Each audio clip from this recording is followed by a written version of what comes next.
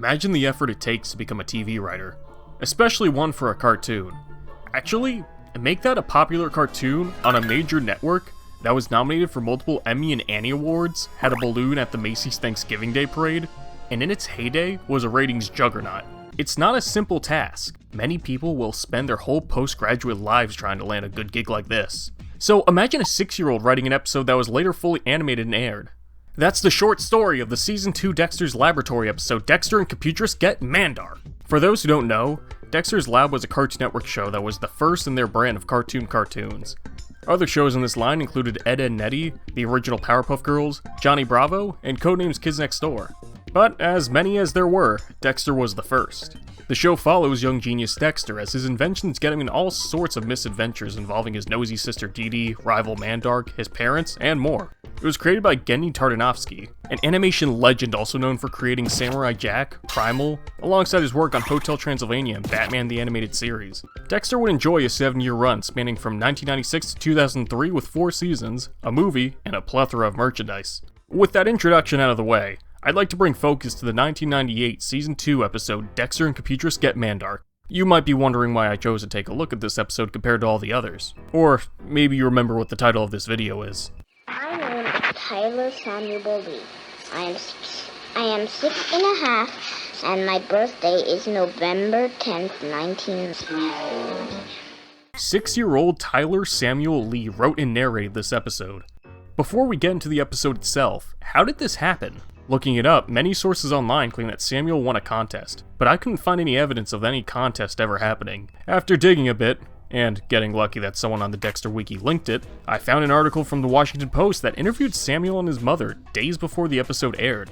Tyler apparently sent in his idea for the episode, and was sent back a request to record it to be actually used. The episode begins with a sketch-style drawing of Dexter, Dee Dee, Mandark, and new character Computress. The entire episode uses this style, choosing to look like it was drawn by a child. Okay, a very talented one, but you get what I mean. It's a charming touch, really. Notably, this episode's art director was Craig McCracken, creator of the Powerpuff Girls, Foster's Home for Imaginary Friends, Wander Over Yonder, and Kid Cosmic. So, I assume the idea was his. Computress is Mandark's brother. How this is possible is never explained, but as far as I'm concerned, this is canon. He's grown tired of his brother's irresponsibility, often breaking the lab and forcing Computress to fix it. Deciding that he can't take the abuse, Computress and Dexter team up!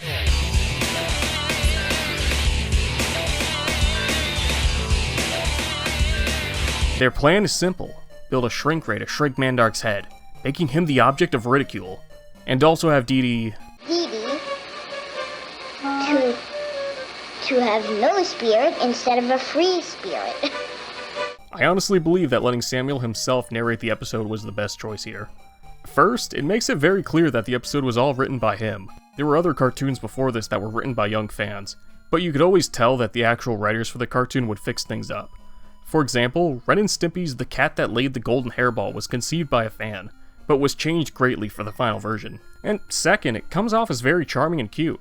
The way he just trails off and loses focus and changes topics. And Dexter said, you know, it's something kids do a lot that they grow out of as adults. You know, I recorded quite a bit of B-roll footage for this video from the game Dexter's Laboratory Robot Rampage.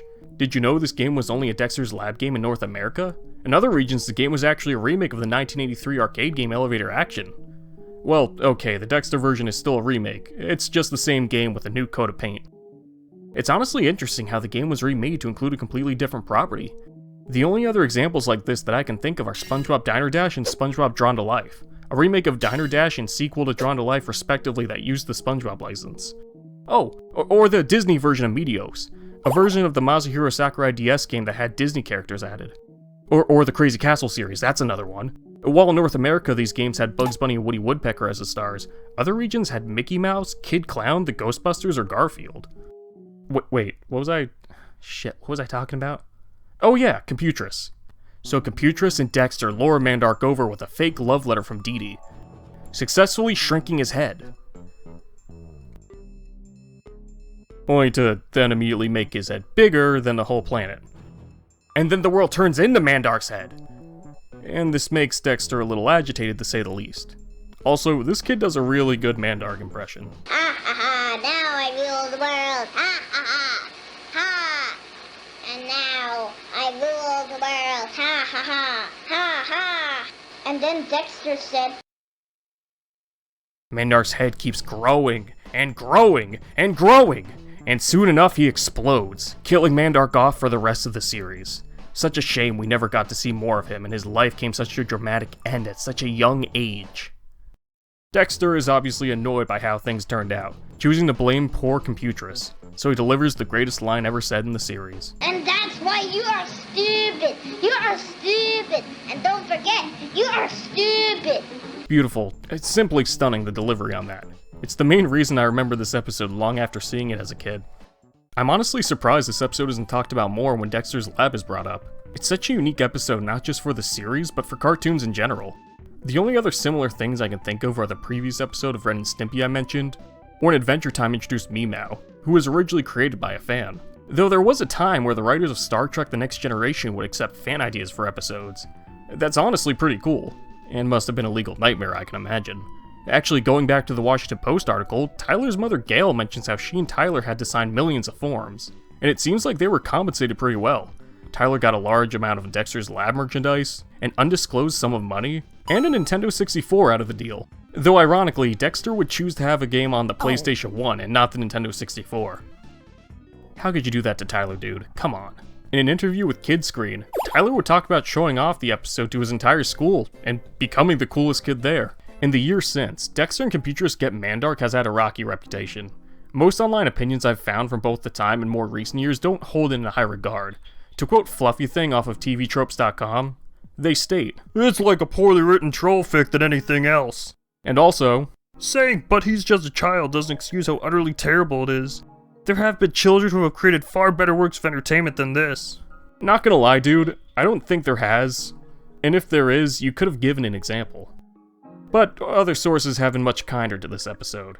Comicbook.com listed it in their top 10 best Dexter's Lab episodes, one of the brightest standouts of the series overall because of the innocence that went into it, and helps to further showcase just how experimental Dexter's laboratory could be. The website Comic Book Resources would also speak highly of the episode in an article about media written by children. And honestly, I have to agree with the latter two. By how innocent and goofy this episode is, it's one of my favorite episodes alongside The Big Cheese. Say it again, Dexter. Omelette de fromage. Dexter vs. Santa Claus, Mach 5, and old-fashioned lab song.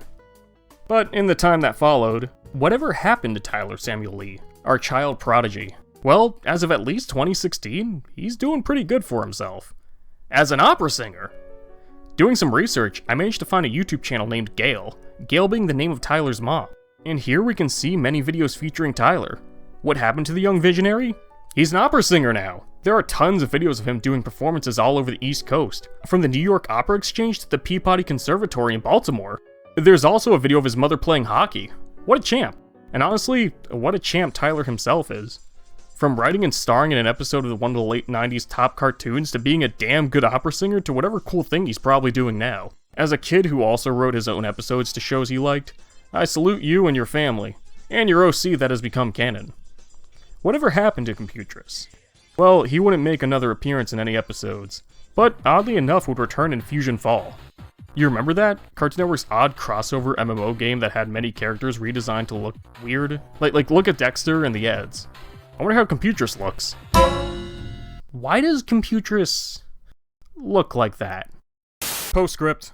Hey, guess what? I have some postscript stuff to go over. While doing some extra research into this episode, I found an article from Animation Magazine claiming that this episode aired on Christmas Eve 2021. A very interesting day to bring it back, considering Dexter hadn't been on Cartoon Network proper for years before this. And it's not like this is a Christmas episode or anything. I mean, they did play it with the Christmas episode, maybe they just chose a random episode to go with it, but this is one of the strange ones to do. Also, in the Kidscreen interview, Tyler mentions recording the episode in the bathroom. I just thought that was funny. Another thing too, I forgot to mention that his mom also makes a cameo in the episode. Finally, in the Washington Post article on the episode, Tyler himself says a lot of funny things, including how he's a big fan of Space Ghost and Cheech and Chong. But he's not allowed to watch South Park. He also at one point offers to do an old Jewish man voice. Oh, what I would pay to hear his old Jewish man voice.